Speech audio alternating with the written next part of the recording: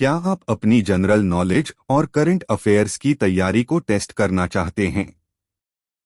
यह वीडियो आपके लिए बिल्कुल परफेक्ट है।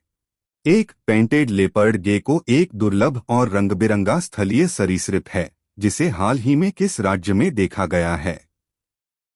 A. Bihar, B. Jharkhand, C. Odisha, D. Chhattisgarh.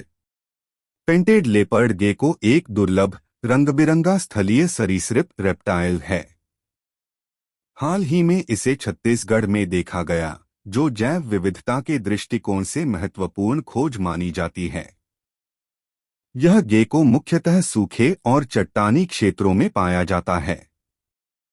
इसकी चमकीली त्वचा और पैटर्न इसे पेंटेड नाम देते हैं। यह खोज उस क्षेत्र में वन्यजीव संरक्षण के महत्व को दर्शाती है। इससे पता चलता है कि छत्तीसगढ़ में अभी भी कई प्रजातियां अनदेखी या कम अज्ञात हैं। 2. आयुष चिंतन शिविर 2026 का उद्घाटन किस शहर में हुआ? ए. नई दिल्ली, बी. मुंबई, सी. चेन्नई, डी. हैदराबाद। 2. आयुष चिंतन शिविर 2026 उत्तर ए. नई दिल्ली।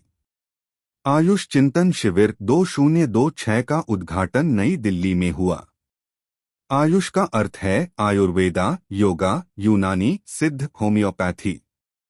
इस शिविर का उद्देश्य पारंपरिक चिकित्सा पद्धतियों को बढ़ावा देना है। इसमें नीति निर्माण, रिसर्च और वैश्विक स्तर पर आयुष को मजबूत करने पर चर्चा होती है। यह भारत की पारंपरिक चिकित्सा प्रणाली को विश्व स्तर पर स्थापित करने का प्रयास है। 3. भारत का पहला चिप फैब्रिकेशन फैब संयंत्र किस राज्य में स्थित है? ए. केरल, बी. कर्नाटक, सी. गुजरात, डी. महाराष्ट्र। भारत का पहला चिप फैब्रिकेशन संयंत्र उत्तर सी. गुजरात।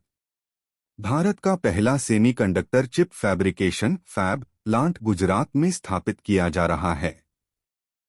यह परियोजना मेक इन इंडिया और डिजिटल इंडिया के तहत महत्वपूर्ण है। इससे भारत की टेक्नोलॉजी आत्मनिर्भरता सेल्फ रिलायंस बढ़ेगी। इससे रोजगार और इलेक्ट्रॉनिक्स उद्योग को बड़ा बढ़ावा मिलेगा। यह भारत को वैश्विक सेमीकंडक्टर आपूर्ति श्रृंखला में मजबूत करेगा। 4. FIUIND किस मंत्रालय के अधीन कार्यरत एक विशेष एजेंसी है? ए. वाणिज्य एवं उद्योग मंत्रालय, बी. लघु एवं मध्यम उद्यम मंत्रालय, सी. वित्त मंत्रालय, डी. गृह मंत्रालय। FIUIND उत्तर सी. वित्त मंत्रालय। FIUIND financial intelligence unit India वित्त मंत्रालय के अधीन कार्य करती है। इसका मुख्य कार्य है मनी लॉन्ड्रिंग की निगरानी, संदिग्ध वित्तीय लेनदेन का विश्लेषण। यह PMLA prevention of money laundering act के तहत काम करती है। यह एजेंसी देश में वित्तीय अपराधों को रोकने में महत्वपूर्ण भूमिका निभाती है।